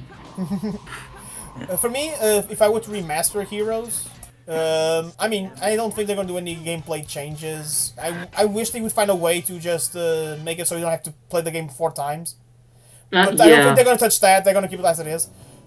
Which is improve the speed controls if they can. The only thing, in terms of new addition that I would really want, I would love a custom mode where you can pick a character for power, a character for fly, and a character for speed. You can make your own custom character. For example, if I want to make Shadow, cool. like Shadow Vector Cream, okay, and then just play the whole level like this. Like, play the whole game like it's the Sonic style. Or better yet, you can actually pick which style you want. You can play, Team Sonic, or Team Dark levels, or Team Chaotix levels, or Team Rose. So you can actually make your own custom campaign, as in, okay, I'm gonna do the Team Sonic level in this one. Now, okay, I want to shorten. I'm gonna play Team Rose. Okay, now I want something harder. Let's do Team Dark. It's kind of like this. Like you pick. You know what I would like? If you could like randomize level order, so you'll be fresh every time you play that custom campaign. Yeah, that'd be cool. Like you have your own version, and then you can play a random version. So you just randomly select the, kind of like an official randomizer that people do. Yeah. Yeah. The only thing that I'm kind of worried about is that some of the characters' abilities were different between each other, even on the same type, so I'm not sure if that would impact the level design too much or not. I think, okay, maybe the ones that would impact would just be Big and, Big and Vector, because it's like this, the power characters, Knuckles and Omega are very similar, and then Big and Vector are very similar. Maybe, and they have some differences, but I think you can still work around them, because they still have the triangle jump, they still have... The power to fire, everything the other characters can do, like to break walls or break any type of container, they still can do. So I think it's still usable. Okay, the only thing, major difference actually, Charmy has the flowers. Yeah, and Amy doesn't have the Rocket Excel, and I think there are a few stages where you need Rocket Excel to go forward. So yeah, that's true. What about SBO's? What about SBO's Tornado? Can he go up poles with that one? He can. Yeah, okay, yeah.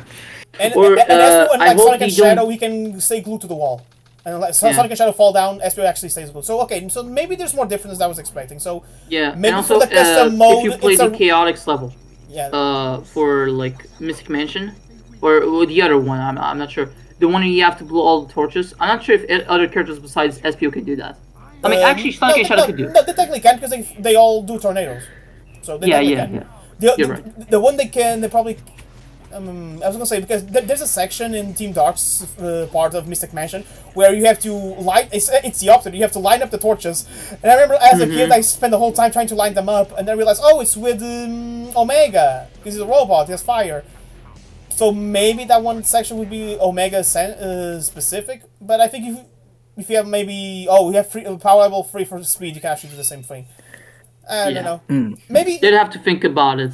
yeah, you know what? Maybe I'll find a good workaround. It's a custom level. You can pick all the characters you want, but instead of being you pick your pathway like I was suggesting, it's your suggestion. It's a randomized. Level. So that the way, developers would have to think about, okay, what levels can we permit with this combination? Which that's a lot of programming. They would have to think a lot about it. But hopefully they find a way. If they do that concept in the first place. Yeah. At least I'll just take a release of Heroes. Come on. Yeah. And in general, I mean, just fix the controls a little bit and make the game look good in HD. And the thing I would 1080p, no 4K, don't need 4K. What I would like also is when you're playing as a fight character, you can control them as if they were separate. It's only when you jump that the characters go attached to you. So you can play as Tails normally, you can play as Charming normally, you can play as Rouge normally, you can play as Scream normally. So that's nice. Yeah, because when they are their own, they have their own abilities, as you guys know. Like Charming will sting the robots with a stinger. Cream will say, "Cheese, get him!" and Cheese will actually one-shot every robot, even the stronger ones, even like the big robots with the hammer or the Gundam-looking ones. Cheese will still one-shot them like easily. So oh shit, it would be nice to have that, more easily available, even if it's just for fun. Yeah, because I feel like that idea would actually be pretty cool. Just keep the game just fun. Yeah. Yeah.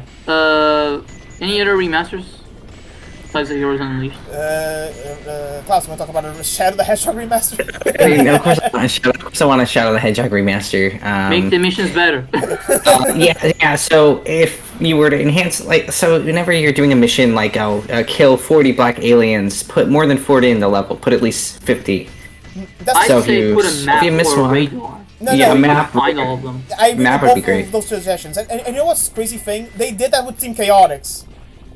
With the exception of 2 levels, which I think was the first one in the Grand Metropolis Zone, where you have to destroy 85 robots, or the infamous Mystic Mansion, where you have to blow out the torches, like Ryan was saying. Besides those 2, it's either it's only 5 and they're easily available, or it's you have more than 10 hermit crabs. There's 20 in the level. So if you skip one, there's still more you can grab.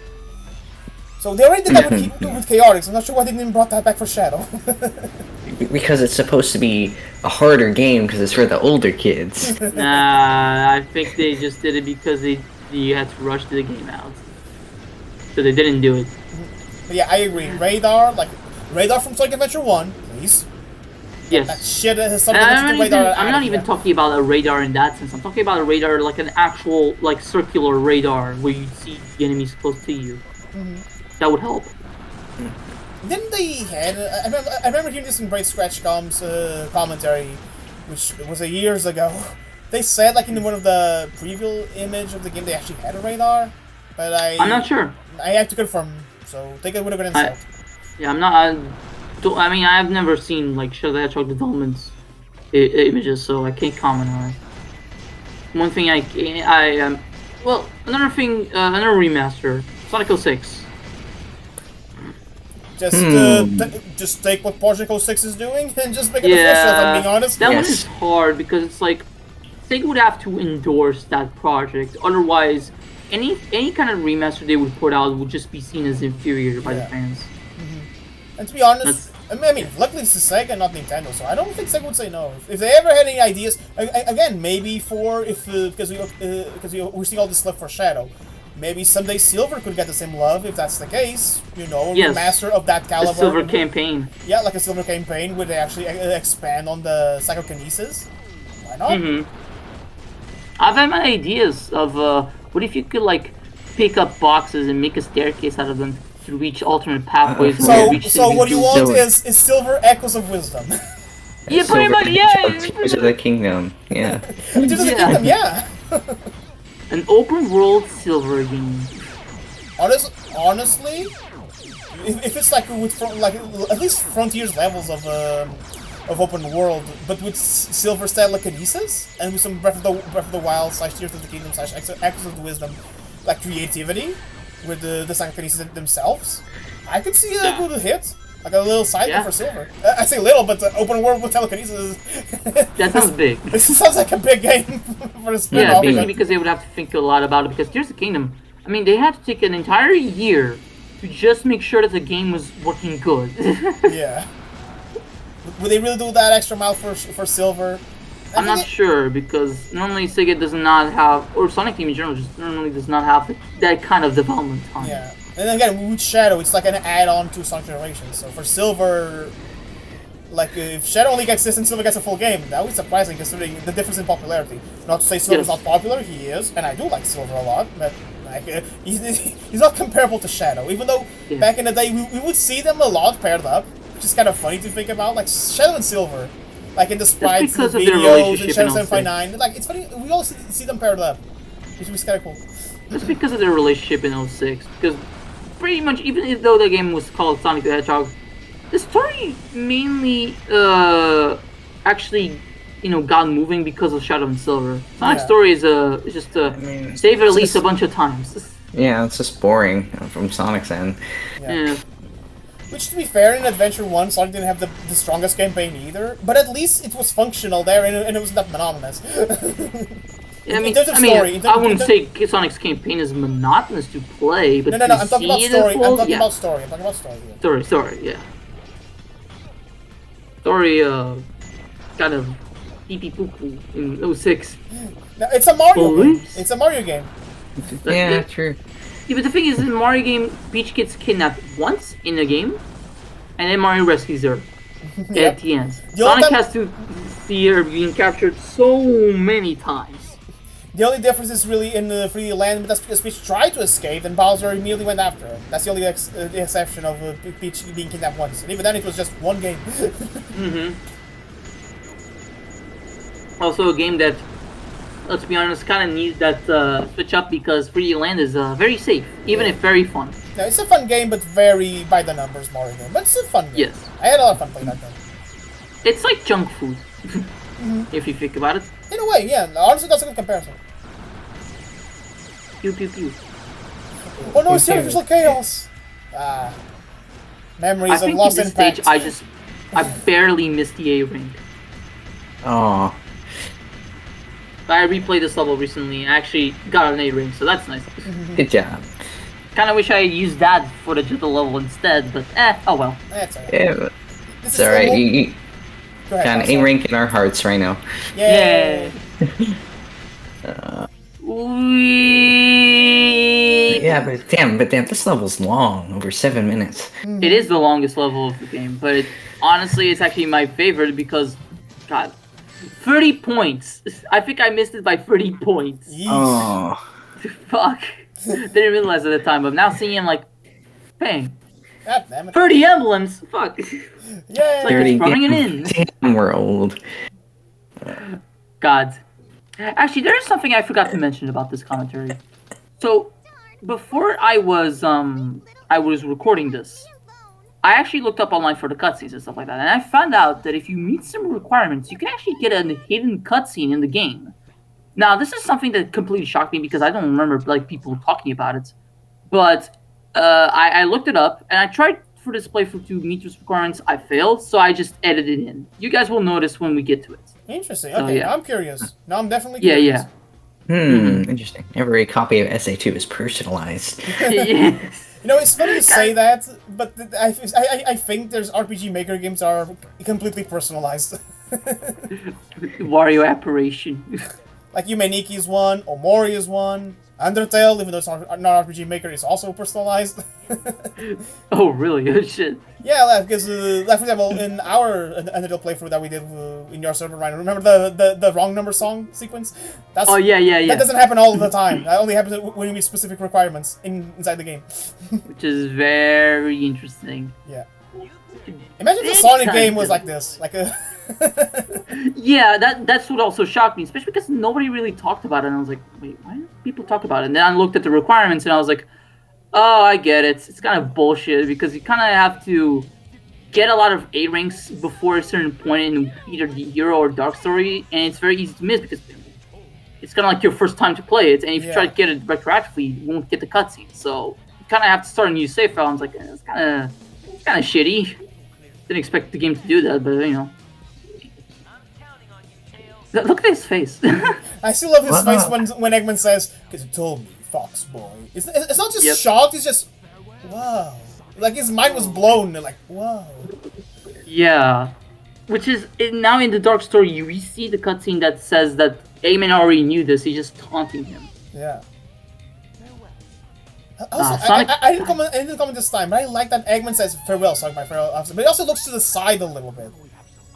Like, oh, I lost him. Now I want to... Like, he kind of liked that rivalry. Yeah, kind of like that. Yeah, because that's the thing. Another thing that IDW comics touched upon is the fact that there's a moment where Starlink, the platypus, wants to kill Sonic, and Eggman actually reprehends him and says, "No, we don't do it like that." And Starlink's like, "Well, why not?" Because for Eggman, the idea is not just because I'm going to kill him or destroy him. No. Oh. It's the hidden cutscene, guys. Are you fucking serious? I don't know what's happening to me. I'm getting all the blame for things I didn't do. You can find the full video at Jet's channel. I did wrong. I'm all alone and I'm so confused. Like, why this level of quality for songs in Donkey Kong Country CGI cartoon?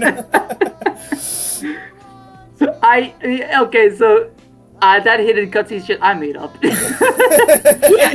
thought that too, I know. But you guys weren't questioning it, so I was like, good, they believe this. So I literally pulled a Roxas Noah Terra. Okay, I believe you. Okay, but yeah. So what I was like is like, okay, I saw this video. I was like, I gotta put it in the commentary, but I kind of forgot to put it in the hero one. So I decided, fuck it, I'm gonna do it in Dark Story. And then I was like, what if I come up with this story that there's like requirements for this in the cutscene, and then I did it. So amazing. In this playthrough, this part is when Sonic is almost dying, and he's seeing his life flashing through his eyes, and he says, "I'm nobody's hero." Exactly. Anyway, back to Eggman. Like I say, like for Eggman, the idea is not just to destroy or kill Sonic, no, to prove his superiority. And if you think about it, Sonic is the same way. There's plenty of opportunities where Sonic can just raid an Eggman base, and just destroy Eggman once and for all. I think Sonic likes, for one, Sonic is not that type of character to kill anyone, but also he likes the challenge. He likes to have Eggman around. Of course, he doesn't want Eggman to ever go that far as like Enforcers or any other type of shenanigan. But there's a rivalry between the two, where Eggman just wants to prove he's superior to Sonic. Not just destroying him, proving he's superior. Just killing on blindly is not the same. He didn't prove he was superior, he proved he was just a coward, in Eggman's eyes. Which is very fascinating. But Sonic also kind of reminds me a little bit of Batman, how he doesn't also want to use... he doesn't want to kill people, but but specifically he doesn't want to, like, use weapons, you know? I mean, depends on the Batman iteration, but yeah. Yes, I mean, 89, that motherfucker had no problem killing people. And the Batman v Superman, he got a gun. Yeah. Correctly. Martha, I never saw that movie, but I remember when my dad told me that watched the movie, and he's like, they didn't do the concept that well. And I'm like, okay. And I was like, what, 15 at the time? So I had no idea of what was coming to me. Also because I wasn't into superheroes at the time. Until I watched Deadpool the following year in like 2017. And what a great superhero to start with. Maria. They just explode. Yes, it was just a regular hedgehog after all. We're missing an emerald. I love, I find it funny that in subtitles she says I have 6 of them, but there's too many spaces between of and them, so it's just kind of, I have 6 of them. Also, we have when we get to 7 Chaos Emeralds, we can wish upon a star, and Shandron the dragon will appear and fulfill that wish. What will you guys wish for? Well, generic, but I want to be able to fly. Yeah. If I had a superpower, I'd be able to fly. Because I want to see the world. I would wish, if it's a selfish wish for me, I would wish for the power that every time I have a new idea for a story, for a game, for anything, I would just think about it, write a few words, and then it just pops in my computer, and then I can share it with the world. Oh, that's like every artist in a nutshell. Is like, why can't I think of the drawing? It's like, for example, even just now, I shared with Klaus and Veeps, like, oh, a fanfic for the Fire Emblem idea. I idea for a Fire Emblem fanfic. You know what? I just write what I wrote, and then for a few seconds it puffs. There we go, full fanfic ready. Let's share it with the world. Let's go. We finally But now have that that. I think about it, it's just kind of like using AI, so maybe not. Yeah, I mean, yeah. Okay, You don't want to use that. then I wish for world peace. And the Sonic Heroes remaster. There you go. That's what I wish. Yeah, I wish. Yeah, I wish for World of Peace just so people can just fucking shut up and stop arguing about meaningless shit. And then I wish for to be able to fly so I can go everywhere I want. And for my final wish, I make people. I mean, World of Peace is already making people happy. I want to eat as much as I want and not gain any weight. How about that? You know what? I wish for that one too. So I wish for world peace. I wish for Sonic Heroes remaster, and I wish to eat as much shit as I want and not getting fat, which is anti-nutritionist. But hey, that's my wish. Okay, yeah, okay, so I got more wishes. I wish for Scalebound to be real. Oh my god. Oh, I feel so bad. Like, dude, when you talked to me about that, like one of the first conversations we had, you talked to me about that game. I was like, oh man, I feel bad for you. What is it with you, Klaus? What is it with you, Klaus? On games being hard to release. Scalebound 2, Mother Free. Oh, again, the universe is just like tormenting me. But yeah, okay, so let's Scalebound back, please, I beg of you. Let's see. I also, like, to an extent, I want to be able to eat as much as I want and not gain weight. It's because, I really want to get a six-pack abs, as you guys know. But the thing is, you have to eat to build muscle, right? Mm-hmm. But then, for my biceps, protein. But then, if you want visible abs, you need to lose weight in the area. Because, as they say, abs are made in the kitchen. So, of course, I got to train those muscles, but you really got to, like, cut down all the fat there. So I'm like, okay, so I need to eat to build muscle, but if I eat, I get too much on my tummy, and then I can't see my abs. So it's like, what am I supposed to do? The paradox. It's a time paradox. I love. What are you supposed to do? Some people would say steroids.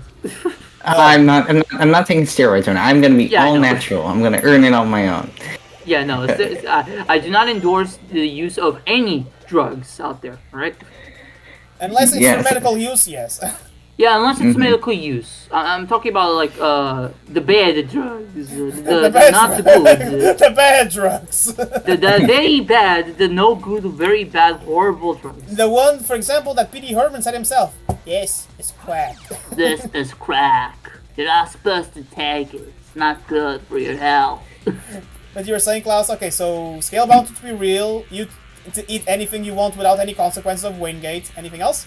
And fly, right? I wish that if when I want to like work on a project, so make my video games, make my comics or whatever, I could just freeze time for however much time I want to work on it for hour or two, like freeze time, be in my little time bubble and work on my project, and then I can unfreeze time and still have more time in my day to do life shit.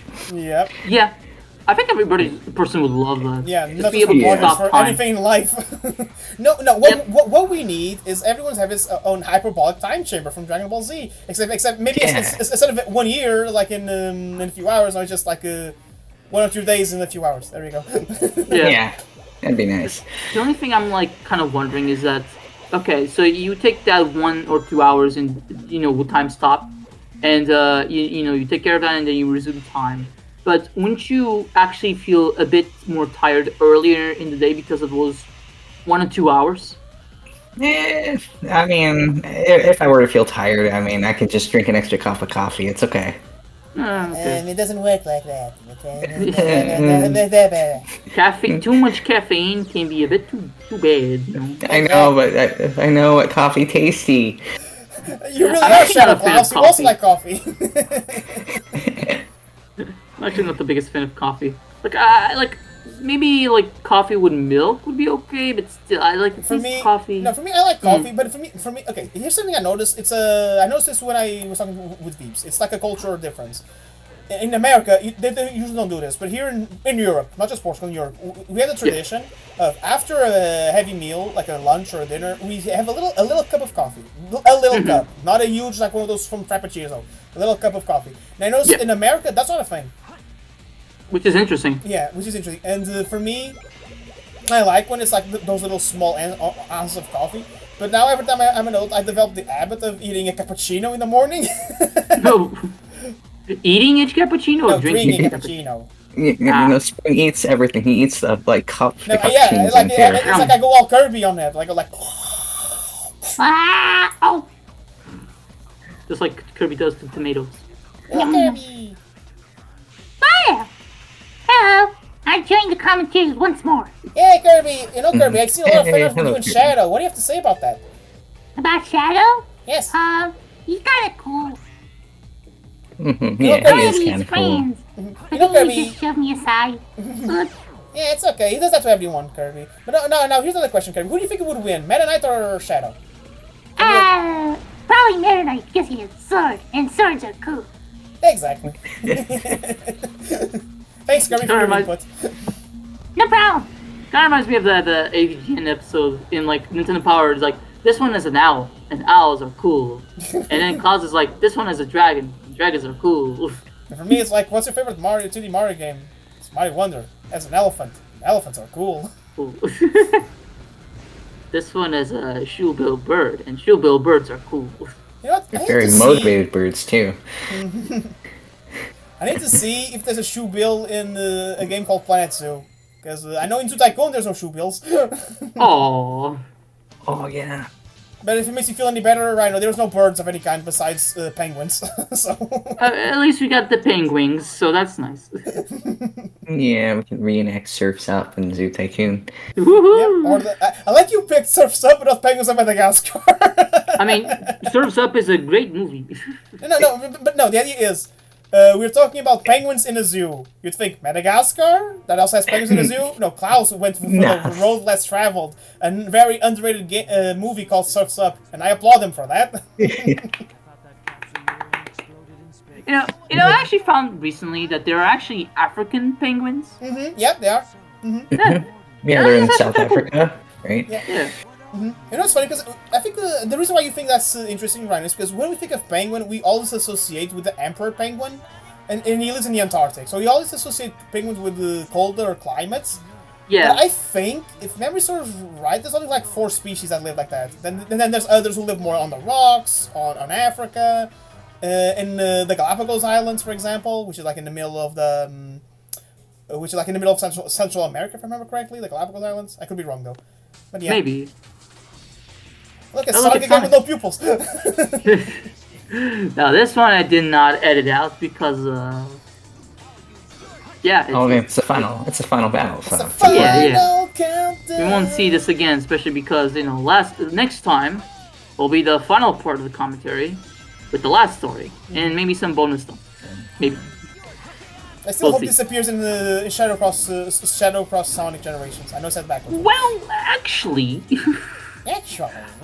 After we got the Sonic Central and the State of Play, there was a small trailer that trailer commercial that is more of a trailer. Yeah. I want to talk about that. I want to talk about that because there's the last scene. There's a scene of that, the little teaser they showed, and I really want to talk about that. But go ahead, Rhino. They said that the trailer was basically just showcasing the feel, the vibration, and all that stuff. The PS5 controller's features. But the commercial started with, I believe, at least it looked like a new cutscene of Shadow facing off against Sonic. Okay, that's cool, man. That's awesome. Yeah. It seemed to be a different perspective, so maybe it is a new version of that. But yeah, what do you want to say? There's the trailer they showed at Sonic Central. The end of that of Sonic X Generations, the trailer where we see Shadow say, "Oh, I defeat you once, but I can do it again." Then at the end, he gets brought back to the white space. Yes. And then he sees Maria and Jen Robotnik, and I'm like, if this is giving the implications I think it is, we could be seeing like Shadow making the ultimate facing the ultimate dilemma for him. Like, yes. Go ahead, Ryan. Go ahead. Okay, because that was actually something that I speculated with Klaus, like right after we saw this Sonic Central, which was what if this is like Shadow has to choose between preserving the timeline or keeping Maria alive? Mm-hmm.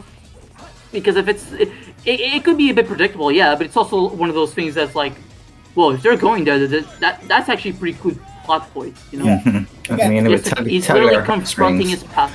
Yeah. Yeah, because like in Shadow the Hedgehog, he says, "I put the past behind me," and then he says, "Shine our shadow," and then he just waves the photo with Maria and Gerald to the ground. But one thing is a photo and just memories, and him remembering who he is. One thing is seeing them face to face. Like Yes. they're there. Confronting the past dead on. Yeah, like you have Yeah. to face it head on. And again, I don't think Shadow's gonna say no to saving the world and keeping everything as it is, but it's not an easy decision to make. If they really, Yes. I'm not sure if they're gonna. Again, this is just us speculating with a little teaser. Maybe they're not gonna even mention anything of this. It's just memories being floating around his head, for all we know. But if they go that, there's a lot of potential for a good like plot point. I say plot point, not plot, because again, the plot may be very simple. Yes. Mm-hmm. I do wonder how Black Doom comes back. I like what they do. Like I said, I like what they do with him. Because again, in the Hedgehog is a sort of a generic villain. Here they're really playing up the ante. Oh, he's an alien with black, almost immortal, almost like a god. So let's amp up the ante with him. Indeed. And again, Memphis Anything is you want also to add, there. Klaus? Sorry, Well, as for Black Doom, as for how Black Doom's coming back, I don't really know just the because trailer in general. just trailer in general.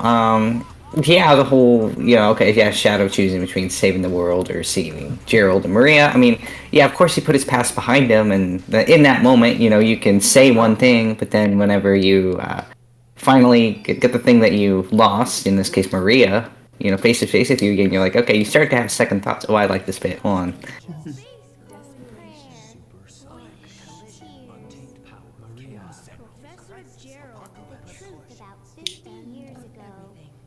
Sonic Adventure. Adventure 2. Last episode. Wishes are eternal. And that's the end of the second part. You can still finish up before we wrap this up. Yeah.